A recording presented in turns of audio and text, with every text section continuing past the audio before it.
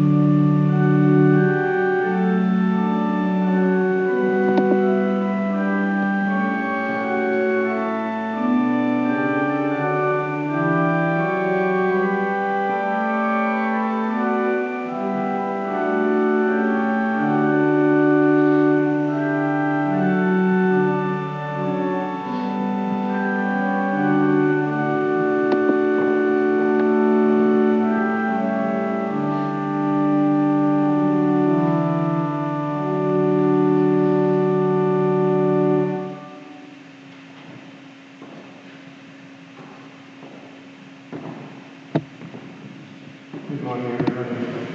Welcome here to East Church. I think we have a picture with the Guild celebration this week. Yes. It was, let me get the right on, it was the 135th anniversary of the Guild here at East Church last Wednesday. That wasn't the actual date.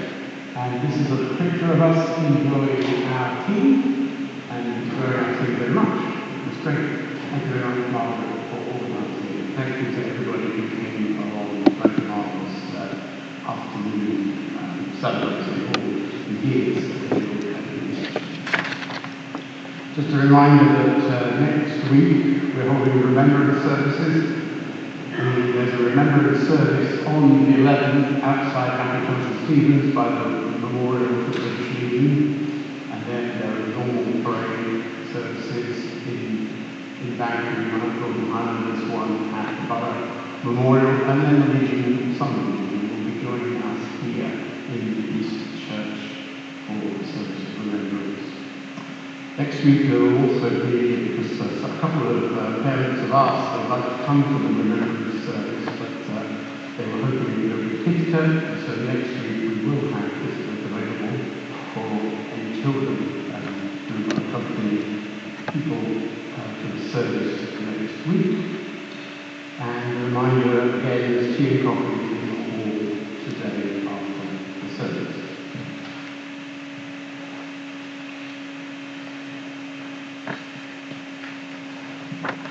As Christians, as churchgoers, as people, we love our God. We love our God with all our heart, our soul, and our mind.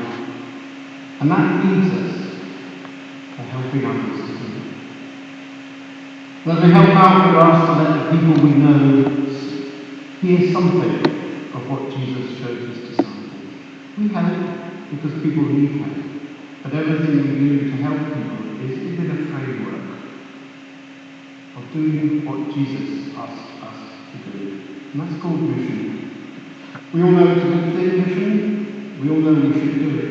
But sometimes we find it difficult, don't we? Because it's a word that has so many different definitions, so many ways of showing what mission means.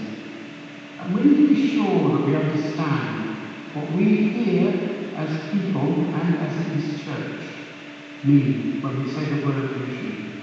It has lots of different kind of angles to it.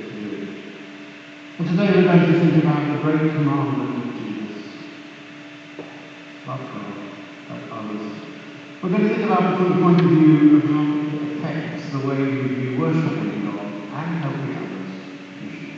That's a mission. Mission is following Jesus. And it sounds very simple, but just what did Jesus ask us to do? The idea is simple, but how we put it into action, that's the bit that needs a lot of thought. And in the end, everything that we everything we do out in the community, everything we do for other people, all gets folded into that word mission.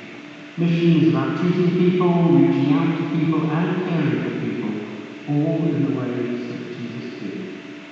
As the psalmist says, lead us by your faithfulness, God, and teach us, for you are God, our Saviour. In you we put our hope all day long. Let us gather together and worship God. We sing, "O come and let us to the Lord."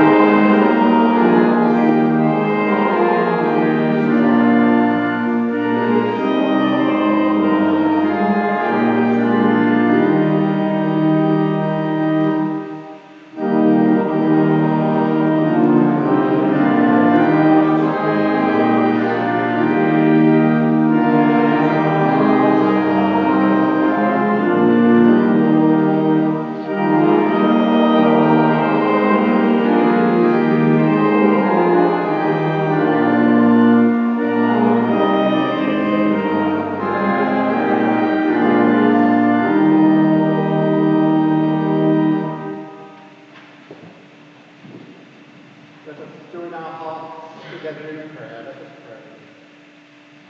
Loving God, you have promised us your presence. Whenever a community gathers like this, you are actually here too. It's amazing, marvellous, mysterious, but true. Silently, invisibly, you are here.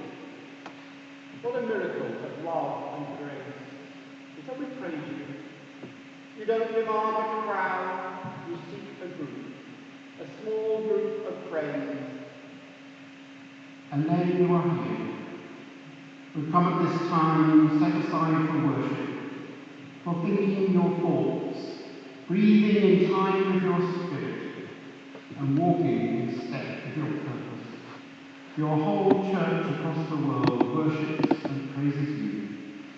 You created the world, and then by your compassion you made it new once more. Your might is beyond measure, your wisdom beyond knowledge, your love beyond all telling. And you have made us in your image. We have a mind to know you, a heart to love you, and desire to serve you. But our knowledge is imperfect, our love so often inconsistent, our obedience incomplete. We are sorry we have sinned, and we have failed to grow into your likeness so often. Lord, even though we are like that, you are slow to be angry with us. You do not hold our sins against us, but in your tender love, you forgive. The God of love, your Son, gave us a new commandment, that we should love one another, even as you love us. The unworthy and the wandering, give us a heart to love one another.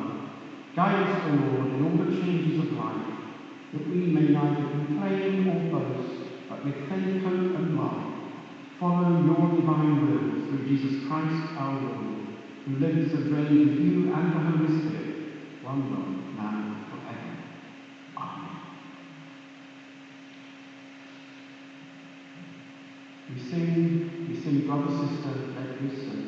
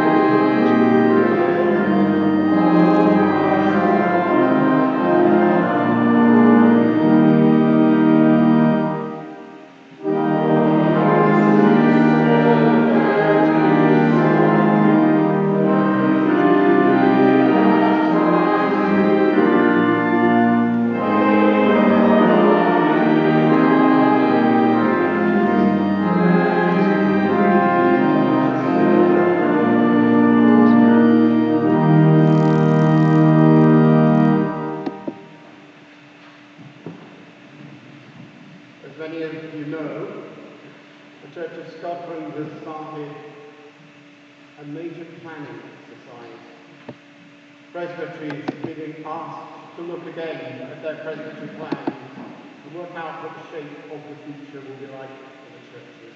And your third session will start looking at the implications for us here in Banbury Church at our meeting next Tuesday.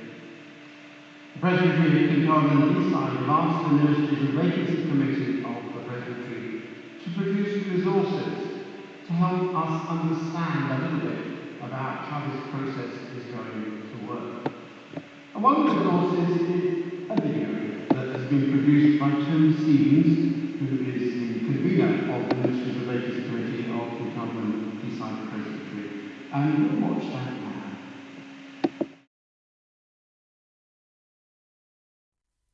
Hi there, my name is Tony Stephen. I get to be the minister at the West Church in Banbury. I also, at the moment, get to be the convener of a committee on presbytery called Ministries, Appraisal and Vacancies.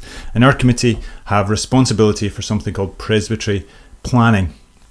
In the situation we're in right now, since the General Assembly, we have an entirely new Presbytery Planning Act and a new process of putting together what's called a Presbytery Mission Plan, which is about the resources that a presbytery has for mission.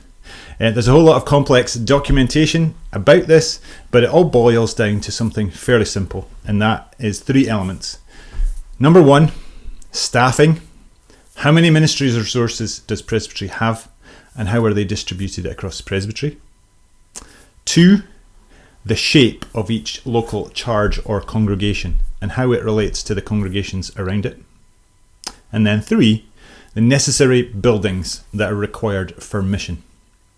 So there's just 3 things that have to be in the eventual drafting of the Presbytery mission plan. Since the General Assembly, we've been challenged to come up with a Presbytery mission plan by the end of December 2022. We've been told that the driver for this is mission and effectively resourcing the mission of the local church. The General Assembly has agreed that a measure of this is something called the 5 marks of mission, and you can discuss those as you get the material that will come out around about this process. We'd like to tell you today about the proposed timetable. Proposed timetable is that we want to consult with everyone, ministers, kirk sessions, staff, local area groups, and to hear how people feel local mission can be resourced in your area. So we're aiming to do that the rest of this year, so that's October, November, December. We then hope to put together a draft of a plan with your consultation at the start of next year, so January, February, March next year. And then we want to present that to Presbytery in May or June next year. We then want to put it to something called the Faith Nurture Forum for approval, and if it needs to be amended, it'll come back to Presbytery maybe September, October, and go for final approval in November or December. So by the end of the year, we will together have come up with a Presbytery mission plan. What I will make clear to everyone right now is that we do not have a Presbytery mission plan up our sleeves. No individual or small group of people has a plan already that they would like to deliver or sell to the rest of Presbytery. There is no plan until we together come up with a plan. The principles that are set down in the Planning Act are a given, and we have to work within that. The number 1 thing I want to get across, like I said, is that we don't have a plan already. We will create that together. The second thing I think I want to get across is that this will be about supporting the local. This will not be anyone telling anyone else what to do. And then the third thing is that we will be using as a tool what we've used over the years for informal discussions together, and that is the idea of clusters. This is purely for discussion. We have looked at our presbytery and said we have 5 academy catchment areas. So if we use these academy catchment areas as cluster areas to discuss how we collectively do our mission, then that'll help us in our discussions. And we've identified 5 areas where we've encouraged congregations to talk together, to work together. The staffing, number 1 element that we have to deal with, is an allocation from the General Assembly for our presbytery of 10.5 full-time equivalents. Now that is a reduction from 16.8, which was in the previous plan.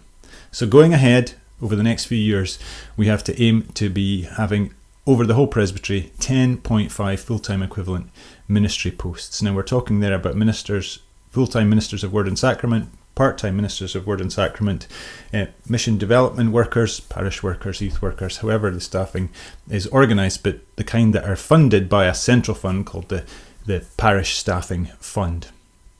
The second element is the shape of each local charge or congregation, and there'll be material that will come out that will show there's a new menu of options for that. The typical ones you may have heard of before, which are your classic parish church, 1 minister, 1 kirk session, 1 set of buildings. But beyond that, there's the option of more than 1 congregation coming together in a union, where you become 1 charge with 1 kirk session, of having a linkage, where you have separate churches, separate church buildings, separate kirk sessions, but just 1 set of ministry resources. New forms that are being suggested are a team ministry, where you can have multiple ministers within a team, with each still in their individual manses, but one is the head of the kirk session for the collective, and there's a way of working that relationship out together. Beyond that, there are also new options for congregations who feel that what they really require is leadership and worship and work in their community, but they don't want or have the resources for all the other administrative parts that go alongside, such as a kirk session, a treasurer, accounts, looking after buildings. And so there are options known as a local mission church. Presbytery Mission Initiative is another, which involves passing those administrative tasks on to others and then continuing to be a worship and a mission community in place without those things. And then at the other end of the spectrum, there is the option for a congregation to decide that their time has come to a natural end and there's a way to dissolve that congregation. These are a menu of options that are available to local congregations to tell us how they feel God is leading them in the mission where they are. To the end of that, we want to consult. We want to consult with ministers. We want to consult with kirk sessions. We want to get you to discuss in your local areas what makes sense. And at the end of the day, there are these 3 key questions for you to think about. Try not to get bogged down in all the detail.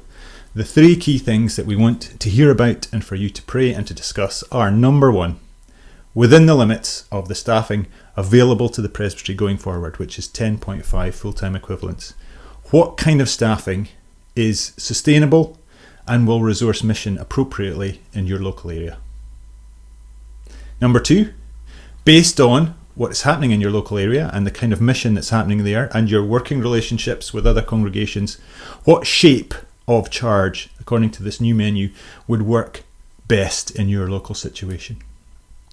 And then 3, buildings. Which buildings are the right tools for mission? What are the right spaces in the right places, as the General Trustees have suggested we want to work towards for the mission in your local situation?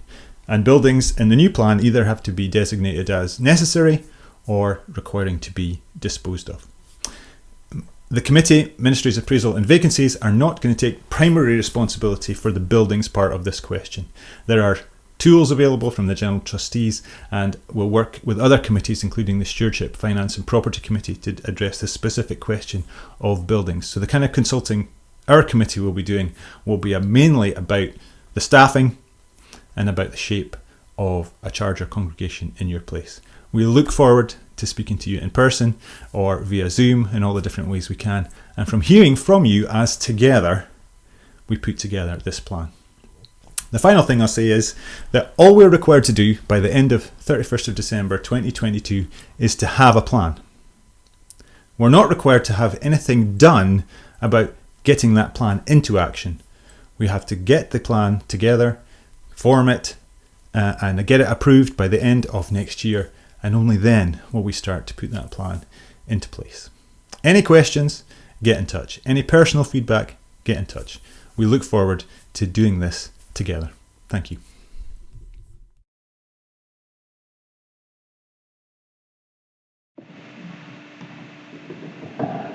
Hopefully that gives you some idea of what is involved in the process that all churches in the presbytery, all churches in the church Scotland are going to go through. As Tony says, there is no plan at the moment. The way the plan is going to be brought together is by conversation with a whole set of different groups of people.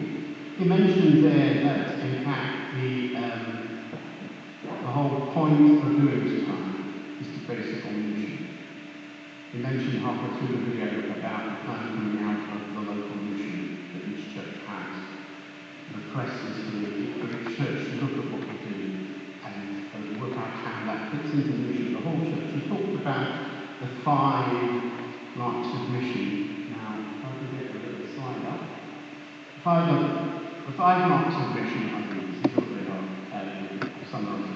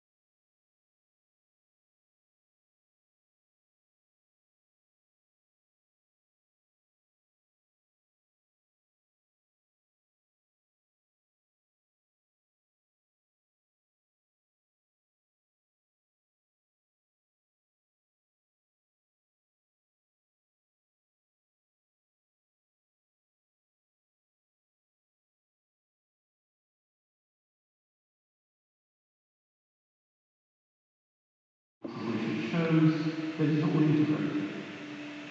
Jesus is at the centre of everything we do. And everything we do as we follow Jesus is mission. We look to Jesus, we see what he did, what he asks us to do, and everything that we do as a church is mission. When I was with the Presbytery Board, when I was in it, I was in charge of Presbytery planning for Gordon. And at the start of a Presbytery plan, there's a little narrative which kind of tells you what the mission of the Presbytery, how the Presbytery sees the mission. And it's that narrative which is drawn out of all the congregations' view of mission, so that we can get a Presbytery-wide view of mission. But just to let you hear what the kind of thing it is, the Presbytery plan for Gordon back in 2012, 13, something like that, said, the definition of mission used by the Ministers' Council is mission is following Jesus. Mission is doing what Jesus did. And I think that's self-evident. Mission is treating people, reaching out to people, caring for people in the way Jesus did. Mission is relating to institutions and structures as Jesus did. To say the mission is to follow Jesus is simple, but the full breadth of the significance of this is complex. And when we look to putting a Presbytery plan together, the decisions that are made are all about mission for the purpose of planning. And that's reflected in the work of Presbytery planning groups too. Looking for evidence of enthusiastic, worshipping, witnessing, nurturing and serving communities in our parishes, and how the Presbytery can develop new ways of being church and providing ministry support that will prepare and help congregations as they develop their nurturing church communities in the future, whatever the level of what we call full-time equivalent ministries actually are. That's the basis of Presbytery planning. These 5 marks of mission sum up, and it's a nice picture to take with you. You will be familiar with every single one of those marks. And the question that the churches have to think about is how what we do fits in with all these marks of mission, yes, but fits in with Jesus in the centre of it all, pulling it all together. They're not separate items, they're all kind of integrated into the way church works. You're going to hear a lot more about the 5 marks of mission over the coming months. As Tony said at the end of his video, all that has to happen is that we have to prepare a plan and get it approved by 121 or the Impact Forum by the end of next year. After that, we move into a phase of trying to implement the plans, which it's not likely to be straightforward, it's simply because the minister's retirement age is 75. But what I'm asking you to do now is to think about this and to think about what you think. The elders will start discussing it, on Tuesday. They'll be presented with an extended version of what we've just seen today. But let your elder know how you're feeling about it and how you see the Presbytery planning process. We're going to sing now, Longing for Light.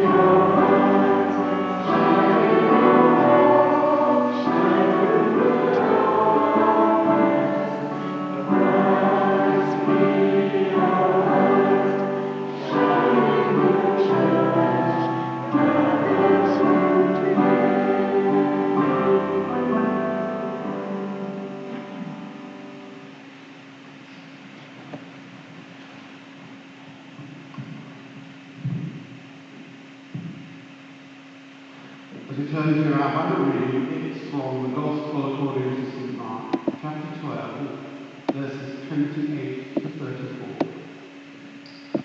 One of the scribes came near and heard them disputing with one another.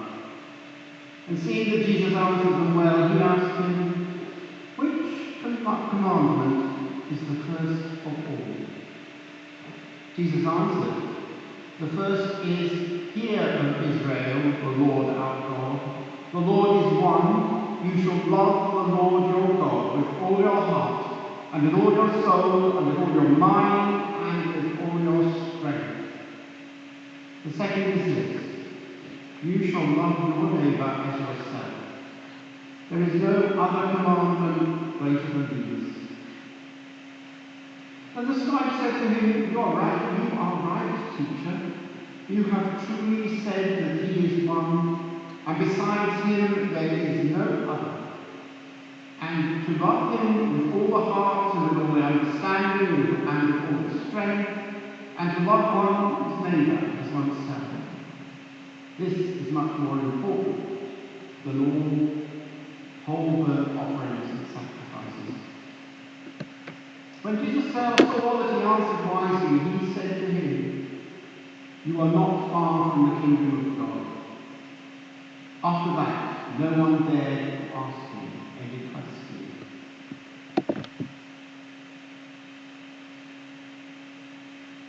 Let us pray. Lord Jesus Christ, by the power of your presence, open the mind of God to us, that in your light we may see light, and in your strength restore. Amen. Now I wonder whether you've got a favourite film or maybe a favourite television programme, one that makes you smile when you even think of the title. I have a few. Some are relatively well known, like Back to the Future, or there's a cult film called Galaxy Quest. A few odd films too. There's the young man who discovers he's an amazing bowls player. He's a lot younger than all the other people at the club that he tries to join. And he gets picked up by a major sports agent, one of these kind of American sports agents, who sets out to modernise the whole game of bowls. It's called Blackball, and it's definitely worth a watch if you see it. Or the documentary, which is called King. This is a film that covers one day, one imagined day, I hope, in the life of a hard-working plumber who is so optimistic, even when he's unblocking portaloos and such. Great film. But my older brother, he loves a film from the 1950s called Genevieve. Maybe some of you know it. It's based around the annual London to Brighton rally for veteran cars. That's cars that have been built before 1905, to enter this rally. Today, actually, sees the start was about 7 o'clock this morning. It's the start of the 125th year of that rally. It's a rally for cars that must have been built before 1905. And it seems a harmless, but maybe a bit of an odd event to hold during the COP26 conference, isn't it? But it marked a really important point in the history of the motor car. The film doesn't really bring this out, but it commemorates an actual emancipation. We usually think of that as kind of the suffragette, but this is a celebration of the liberation in 1896. And that was the year that the Locomotives on the Highway Act removed the need for a person to walk in front of the cars in town with a red flag to limit the speed in town to 2 miles per hour. It was a huge change in motoring law. At 2 miles per hour should be compared to the fact that if you were in the countryside, you could go at 4 miles per hour. It marked a new freedom. It ushered in a new era of motoring, a new way, a liberation. And maybe as you look at the coverage of COP26, we wonder how on earth do people have seen the advent of motor cars as a good thing? But of course, cars are very convenient.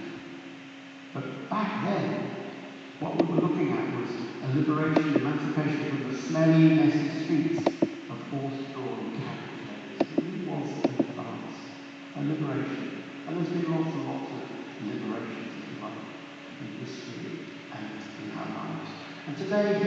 the one shows Jesus in Jerusalem, liberating people too. It's the final days before Jesus' trial and crucifixion. And Mark describes Jesus meeting a group of people who ask him difficult questions, don't they? There are questions about Jesus' authority. There are questions about paying taxes. And Jesus answers them all skillfully.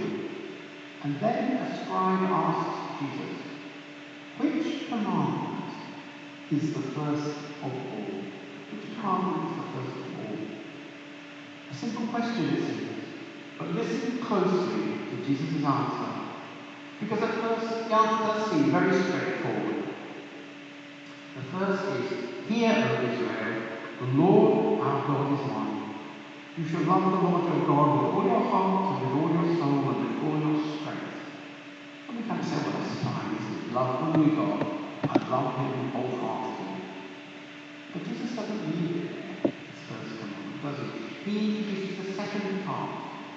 The second part is this. You shall love your neighbour as yourself. You shall love your neighbour as yourself. Love God and then love your neighbour, or love God and love your neighbour. And you can interpret it. And again, quite straightforward, especially for our modern ears, isn't it? But it doesn't really there, does it? There is no other commandment greater than these, he says. And he offers clarification, but in a way that leaves us wondering about things. So Jesus, those other commandments that we know, aren't they important? It's just these two. Typical Jesus, you might say. Typical church. It's all confusing. Why can't the answers to Christianity be simple? I'm sure you've thought that sometimes. How are we to handle this answer? Where is the starting point? Well, the best starting point is to focus on the end of Jesus' answer. There is no commandment greater than these. For Jesus, these two commandments obviously belong together, and they are set above all others. It's a kind of liberation, isn't it? Because, put simply, they encompass all the commandments. It's a summary for us. It's a kind of liberation, isn't it? A summary, a simplification. So let's look at the two parts and then look at it all together. Because first, loving God. God is good. He refuses to be seen as one of a range of gods. And that's a major point in the Bible story. God is God. It's all about God. And we are asked to love this one God, the God of Israel. But there's more in the first part of Jesus' answer. People are not asked to love God, who is either tyrant or a genial Santa Claus. That's not who Jesus is urging us to love. But to love a God whose identity has been revealed in the life of the people of Israel that has been recorded in the Old Testament. God is timeless, God is ageless, God is non-physical, and God is eternal. All things about God that come out of the Old Testament.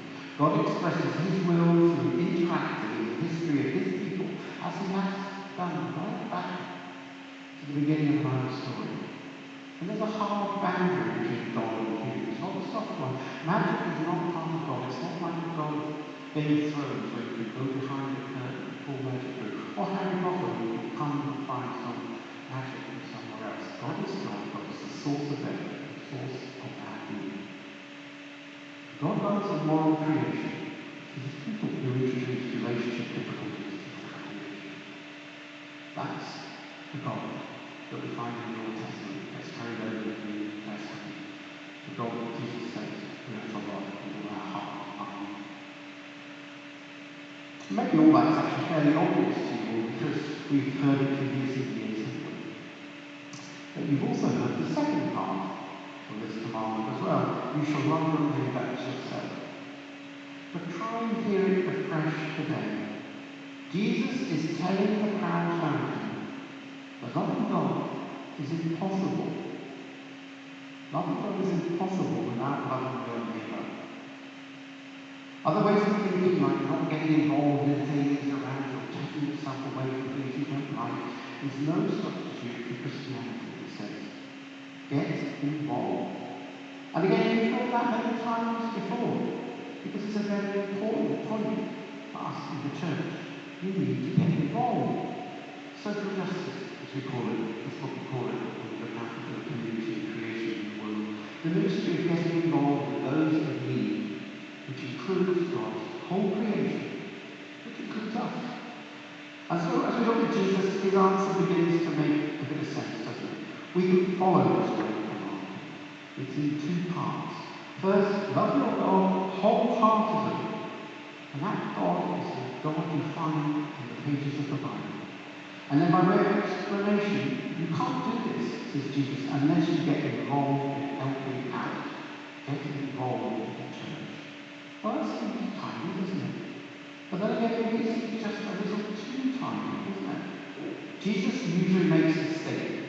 Jesus tells us stories, and he leaves us to do some of the work, doesn't he? Doesn't he?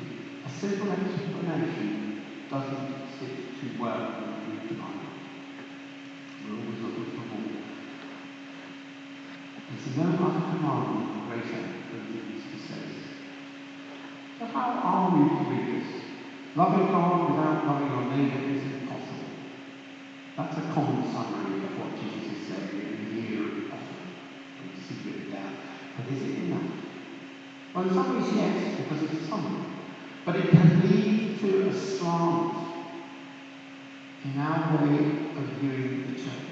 This is important at this time when we come up to the Christian planning. It can lead to a slant in our view of the church or of Christianity or of what it means to follow Jesus.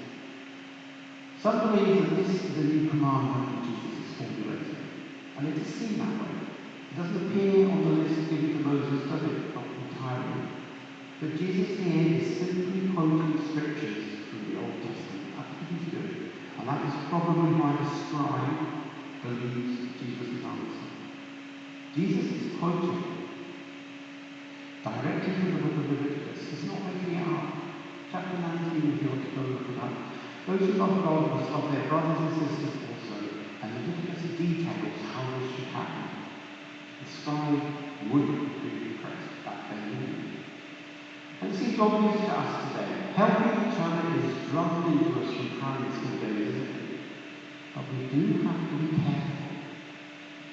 We have to be careful with this commandment because it can lead to a slant in our view of what it means to follow Jesus, a bias, if you like.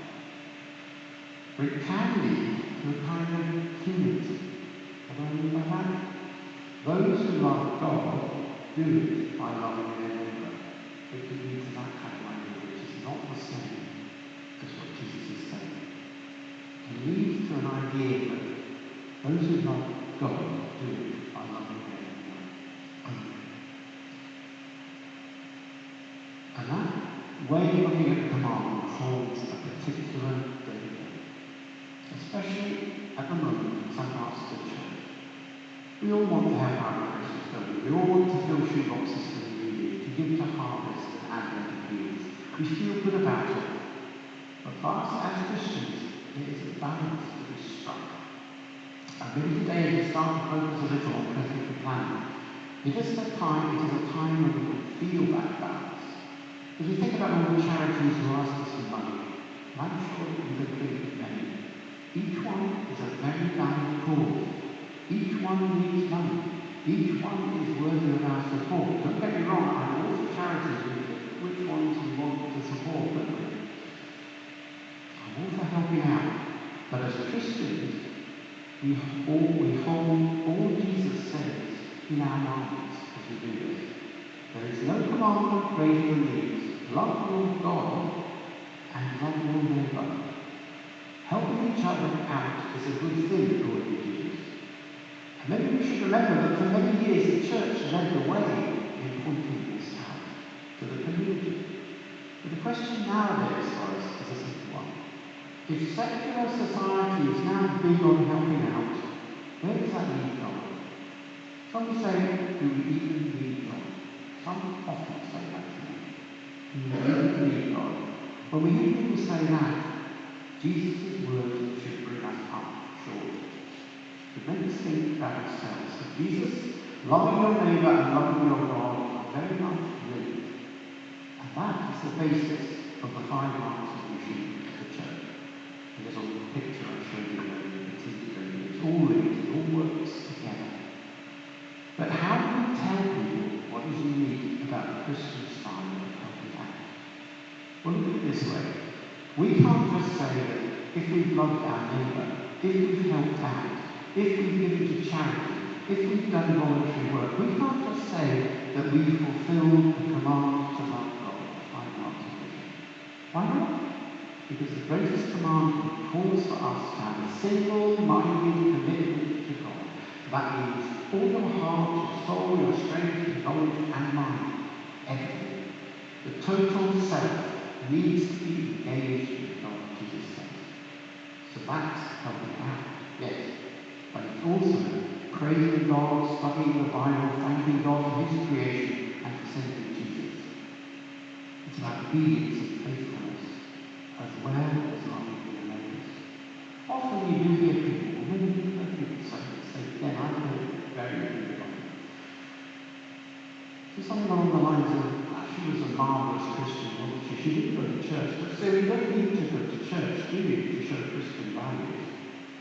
You don't need to go to church to show Christian values. Well, sorry, but you do. Or you hear, I help out, I don't need to go to church to be a Christian. Sorry, but you do. There is no such thing as a stay-at-home Christian, because loving God involves everything that you do. Yes, you can be a good person and you can do good works, but the mark of a Christian is not just helping out, but immersing yourself with your whole self. Everything you do, wholeheartedly, you're loving God. And that is just what the 5 marks of mission ask us to do as we start reading the preparatory plan. It's all integrated. The 5 marks of these commandments fall into one. And the 4th star around Jesus. And Jesus speaks of love. Jesus speaks of love. He doesn't speak of serving here in his commandments, does he? Look them up. Nowhere does Jesus say serve others as yourself, or serve the Lord your God with your heart in his commandment, does it? It's love. Love God, love others. So while this love is expressed in what we do, this love is more than action. Isn't it? This love is an attitude, a worldview, I would say these days, a feeling, a way in which you approach the actions you do. Not as serving, not as making you feel better, not as cold emotion or as charity. There's an element of passion in this. It isn't mechanical. It's a great commandment, a zeal for life, if you like. And that's what Jesus is pointing us to.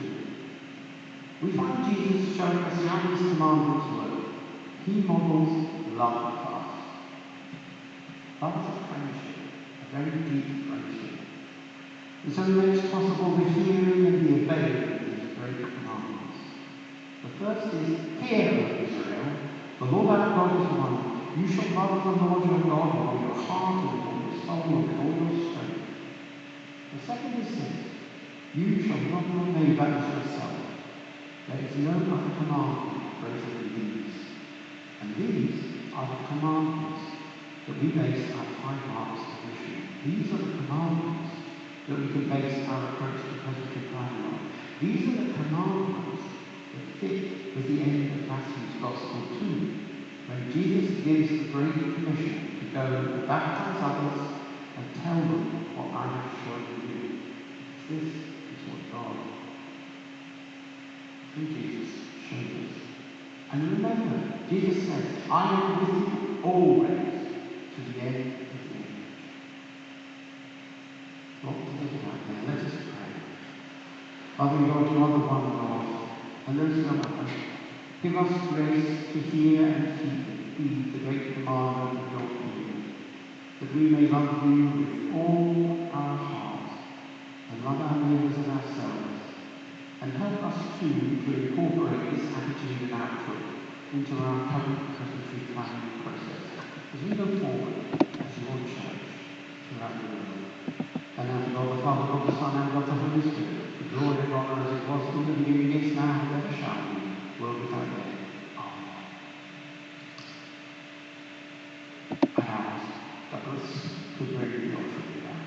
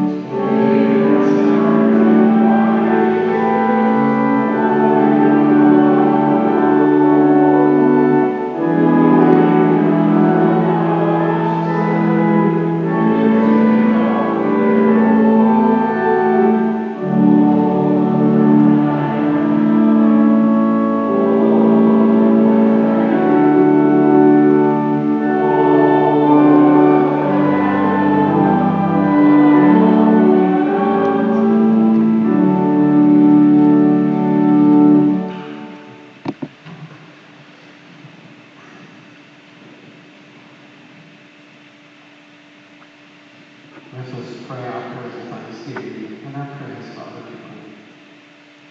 Let us pray. Loving God, Lord of the Church, we are part of your family, your family spread throughout the world. And we thank you this morning for that closeness. We thank you that you made your church a new family in Christ. That the friendship of Jesus binds us together, that the teaching of Jesus urges us to rejoice with those who rejoice and weep with those who weep.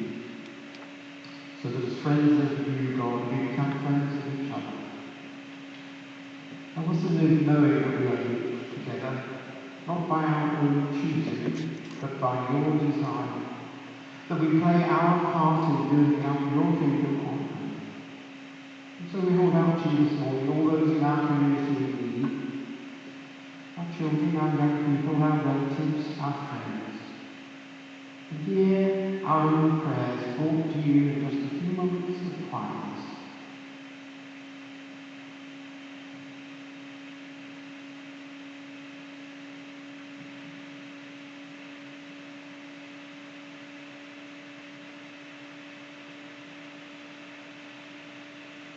Loving God, let these people know that you are with them, that they might feel the reassurance that you work for the good of all, even when we cannot discern your patterns, and we sit quietly wondering just how everything fits together. Heavenly Father, we hold out to you our world in need. We think especially this morning of the discussions at COP26, that they may be fruitful and point ways to supporting your whole creation, not just in ways that focus only on our needs. Help us too, Lord, not to lose sight of areas of the world still in need of help, whether from natural disaster or the intervention of people. So often we do feel just the confusion of struggles for power. We ask that you show the leaders of the world that there is power actually in humility, and that the listening ear can become the start of a lasting peace. And Lord, we hold out for those who at present feel sick or lonely, Those for whom the future seems a burden rather than a joy, and they see long nights often longer, reach out to them in the still, quiet hours. Offer them the comfort that only you can give, the comfort rooted in our God, who knows this pain, through the pain his Son endured for us. And Heavenly Father, today as always, we call out to you our memories of those who felt your love before us. Although we listen daily still, we thank you for their faithfulness in showing us the truth, and ask that at the last we too may be with you at the choir of angels, resting in the fulfillment of our eternal hope through your Son Jesus, who taught us when we pray to say together, Our Father in heaven, hallowed be your name. Your kingdom come, your will be done on earth as in heaven. Give us today our daily bread. Forgive us our sins as we forgive those who sin against us. Save us from the time of trial, and deliver us from evil. For the kingdom, the power, and the glory are yours, now and forever. Amen. We sing our final hymn this morning, You Shall Go Out with Joy.